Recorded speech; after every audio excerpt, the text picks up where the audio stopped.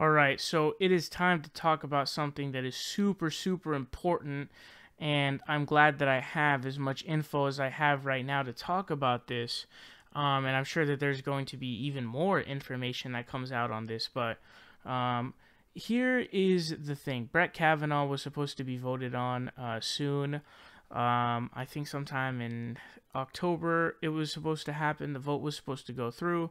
Now, there was already a massive, massive hypocrisy on the part of the Republican Party because they were the party that said, "Oh, in an election year, we don't have a vote on the Supreme Court justice." So, despite it being an election year for the midterms, now for some reason you don't go by your own logic. I don't understand how the fuck that works, but it is what it is. They're going to be douchebags. But so there was already the hypocrisy there. There was already they were hiding documents that were reviewed from Kavanaugh. They were trying to bull rush this dude into the Supreme Court to serve for life, which is insanity.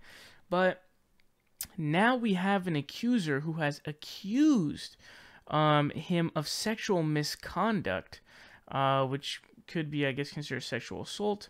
And honestly, I have to say this, and this is going to be my speculation from here, but I'm gonna add my actual evidence for this and why I believe this. But so this person actually came through. Her name is Christine Blasey Ford. She has come forward now. Here's the news. Kavanaugh accused her to testify publicly on Monday. So this article from The Hill says Supreme Court nominee Brett Kavanaugh and the woman accusing him of sexual misconduct during a party when they were teenagers will testify in public next week. The hearing could be pivotal to Kavanaugh's confirmation, which was on a glide path until Christine Blasey Ford came forward publicly with her accusations on Sunday. Quote, "There will be a full opportunity for both the accuser and the accused to be heard," GOP Senator John Kennedy told reporters. And so we know that this is actually going to happen. Now, the article notes something interesting here. I wanted to read this to you guys because I learned something, so hopefully you guys can too. It says Senator Chuck Grassley formally announced the hearing shortly after word of his decision leaked, saying it will give lawmakers a chance to, quote, "give these recent allegations a full airing." As I said earlier, anyone who comes forward as Dr. Ford has done deserves to be heard. So, something interesting that I just learned now is that apparently there was a really similar case with this, with Anita Hill being someone who was alleging sexual assault / misconduct against Clarence Thomas at the time of his process of getting, placed on the Supreme Court. Now, despite her allegations, they confirmed him anyway. So here's something that I didn't know that actually. So I learn something new every day. But here's something interesting. GOP Senator Jeff Flake said this. He said, quote, "I was just a young intern back in the Clarence Thomas and Anita Hill days, but I don't know how you can ever be sure. It's the best process we have. It's the only process," when asked how he would be able to determine who was telling the truth. It says Hatch brushed off a question comparing the Kavanaugh allegations to Hill hearings, saying the two instances had little in common. Quote, "No other than he's being accused. I don't see any similarities there," said Hatch, who took part of in the 1991 hearings. Pressed what the differences are, he added, "I'd prefer not to get into the differences between the two cases." Well, gee, Hatch, I wonder why you don't want to get into the differences between those two cases. Gee, is it because there aren't many differences between those two cases? This is extremely similar.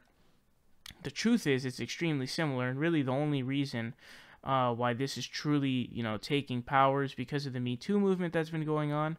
So there's more, because Anita Hill really sort of got swept under the rug, which is pretty darn unfortunate. But here's the thing: are these allegations true? Now, what I want to do is I have a few actual things here to look at, but essentially what we have here is, this is what she says. She said, "Kavanaugh physically pushed me into a bedroom as I was headed for a bathroom. They locked the door and played loud music, precluding any successful attempt to yell for help." So we have that as something. Now, that's something that is absolutely traumatizing. And if something like that were to happen, that would absolutely affect your, your entire life. Your entire life, man. But here's the thing.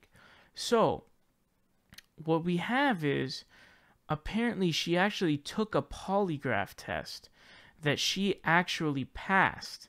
So she actually passed the polygraph test. Now, is that on its own enough to say that she's right? No. But it's definitely something. It's definitely something. And on top of this, this is the biggest piece. Now, this story has been corroborated by her therapist, who documented this in 2012. So, what this means is, this isn't something that just came up during the Supreme Court justice nomination process. This had come up before in her personal life, in which she was trying to, just trying to solve the problems that were caused by that, because obviously that's problematic. You're trying to live your life and you're constantly remembering something that you don't want to remember, totally understandably. It's something that's really, really shitty that happened. So I really, really have a big struggle believing that this story is not true. Trump actually just said that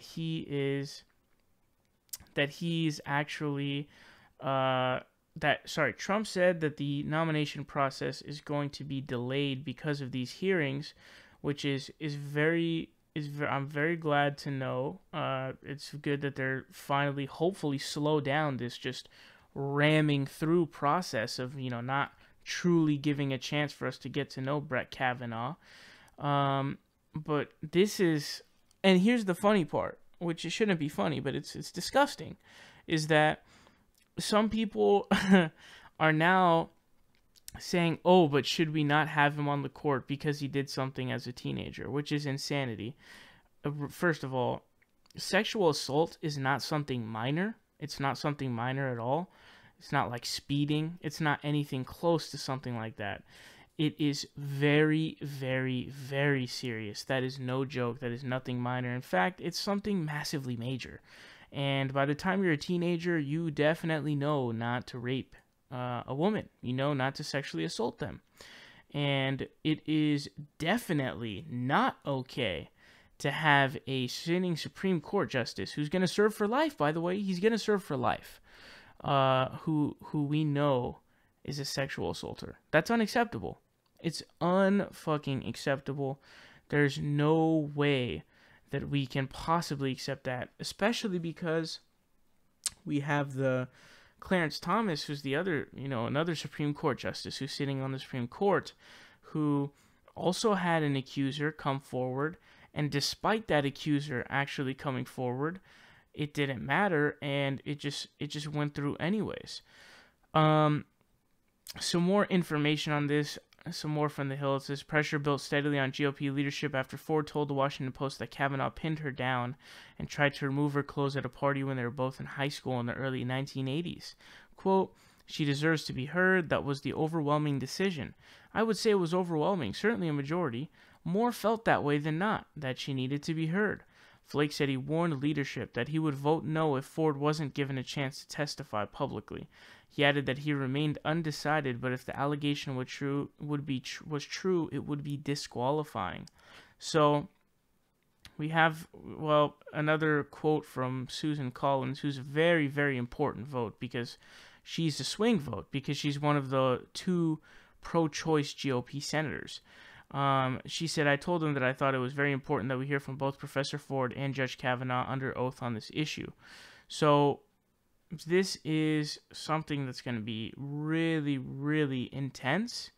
It's going to be superbly interesting because we're going to finally be able to get down to the truth of the matter. However, I have a hard time believing, and I'm not 100% sure, but I really have a hard time believing with all of the evidence piled against Kavanaugh, which, by the way, Kavanaugh made a claim that he wasn't at the party in question that she says she was at. That's even more suspicious, because how do you know the exact party that she's talking about from the 1980s? But again, I don't know 100%. It's impossible to know 100%, but it's pretty damn clear to me.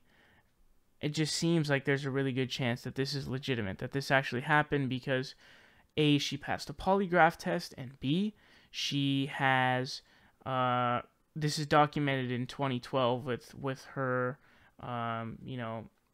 psychiatrist. So we know that this has been something that's not just new because he became a Supreme Court justice.